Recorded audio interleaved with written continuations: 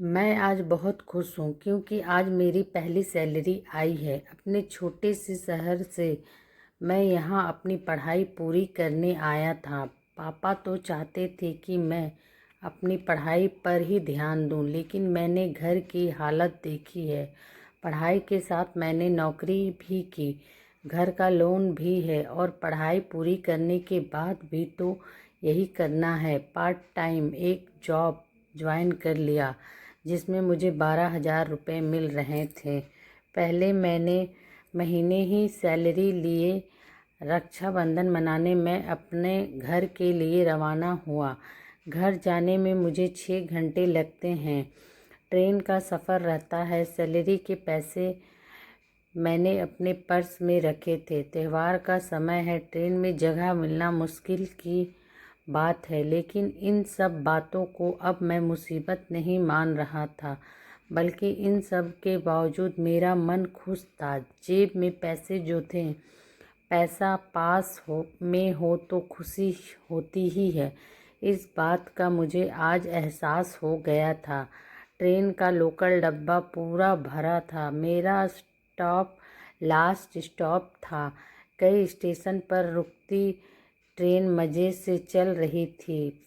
Platform पर उतरकर मैं भी मज़े लेते, कुछ खाते पीते हुए अपनी यात्रा कर रहा था। थोड़ी देर बाद ट्रेन में कुछ जगह हुई और एक सीट मुझे बैठने को मिल गई। खिड़की के पास की सीट थी तो बाहर की ठंडी गर्म हवा में मेरी आँख कब लग गई मुझे पता भी नहीं चला। करीब 2 घंटे बाद शोर के कारण मेरी आँख खुल गई। अभी मैंने समय देखा तो मेरा स्टेशन करीब 1 घंटे दूर और होगा।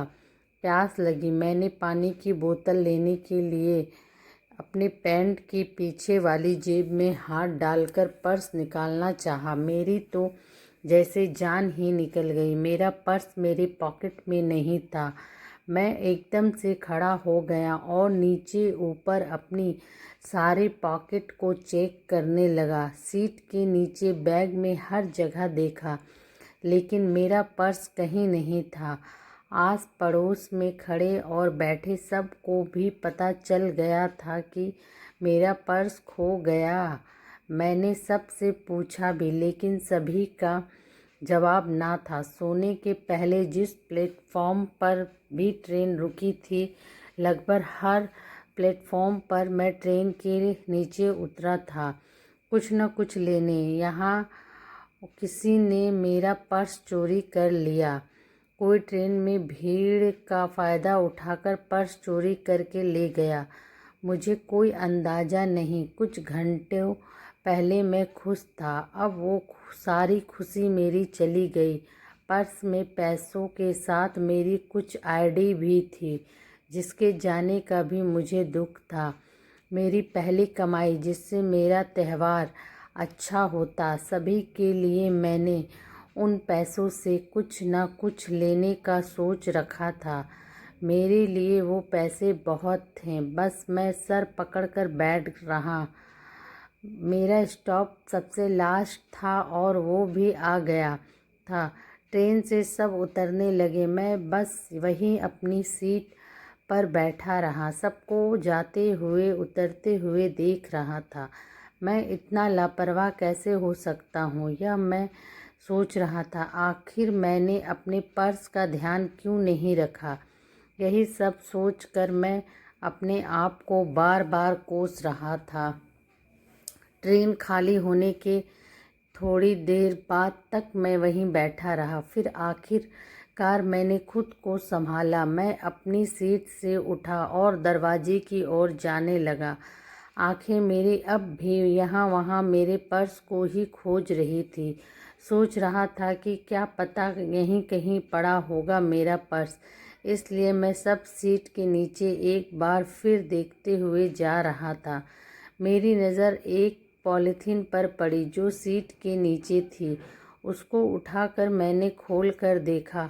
उसमें एक हैंड बैग निकला, वजन से थोड़ा भारी था। खोलकर मैंने जल्दी से देखा। मेरी आंखें चमक उठी। उसमें कैश था। मैंने फटाफट वो बैग को वापस बंद किया और उस बैग को मैंने अपने बड़े बैग में डाल दिया। मैंने उसे ठीक से देखा भी नहीं कि कितने पैसे उसमें हैं।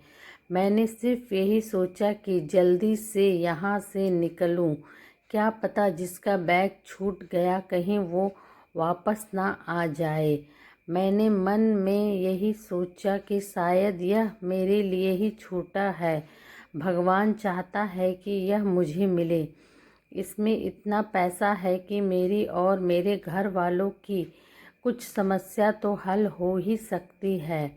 अब मेरी खुशी का कोई ठिकाना नहीं रहा। मैं अब पहले से भी ज़्यादा खुश था। बस मैं जल्दी से प्लेटफॉर्म से निकला और ऑटो करके अपने घर आया। घर आकर पहले मैं सबसे मिला, फिर कुछ समय सबके साथ बात की, फिर अकेले में जाकर मैंने अपना बैग खोला और उसमें से वो बैग निकाला। मैंने उसमें रखे पैसे निकाले। करीब 2 लाख रुपए उस बैग में थे। उसके अलावा एक पर्स। मैंने पर्स खोलकर देखना चाहा, लेकिन इतने में ही कोई बाहर से आवाज़ लगाने लगा, जिस कारण मैंने फिर उससे बंद कर दिया। रक्षाबंधन पर मैंने अपनी बहनों को अच्छे से गिफ्ट दिया। साथ ही मैंने यह भी सोच लिया था कि उन पैसों का मैं क्या करने वाला हूँ। इस बारे में मैंने घर पर कुछ नहीं कहा, सिर्फ मन ही मन प्लान बना लिया था। पापा के एक लोन की किस्तें बाकी थी।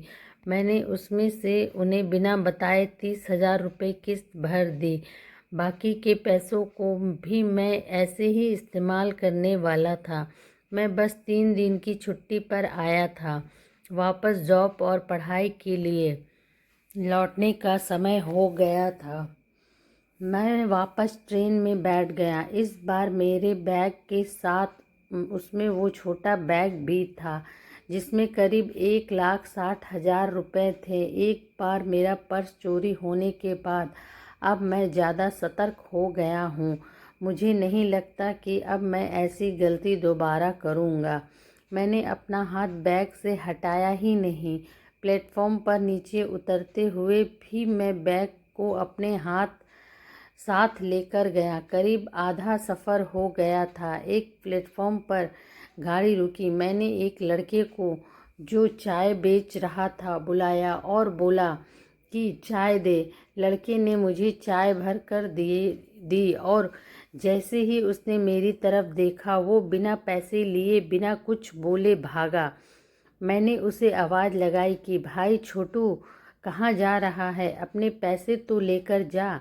पर वो भागा ही जा रहा था। कुछ मिनट बाद वो दिखाई देना बंद हो गया। शायद प्लेटफॉर्म के बाहर किसी दुकान में गया था। ट्रेन का समय हुआ, हॉर्न बजा। धीरे धीरे गाड़ी प्लेटफॉर्म से निकलने लगी। तभी वो लड़का फिर से दौड़ता हुआ मेरी खिड़की पर आया। बोला, भाई अपना पर्स लो। उसने मेरे हाथ में मेरा पर्स दिया। वो वहीं रुक गया और ट्रेन ने धीरे धीरे स्पीड पकड़ ली। उसके चेहरे पर जो मुस्कान और संतोष था वो मेरे कलेजे तक चला गया। मैंने अपना पर्स देखा।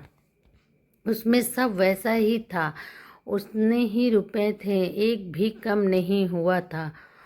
उस लड़के से कुछ पूछने का, कहने का समय ही नहीं मिला। उसकी हालत भले ही तंग हो, लेकिन उसको और उसके परिवार को नींद अच्छी आती होगी।